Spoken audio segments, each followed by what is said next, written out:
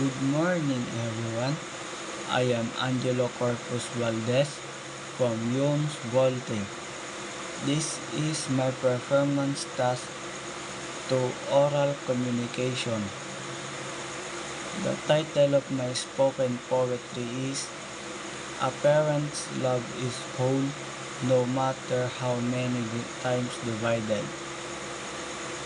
Dear Mom and Dad, it's true I cannot describe in words how thankful I am to Allah, the Almighty, for being blessing me with wonderful parents like you two.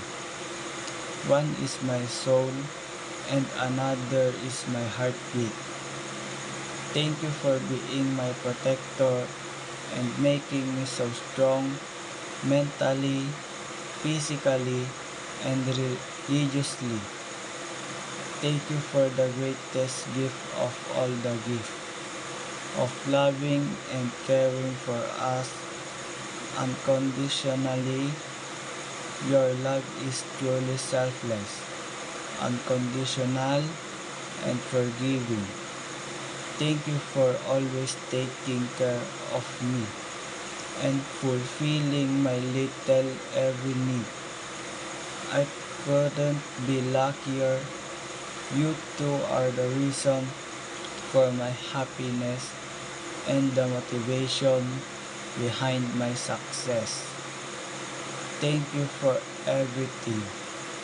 A day, a page, a letter won't be enough to be thankful for sacrifices. Our parents to make us strong.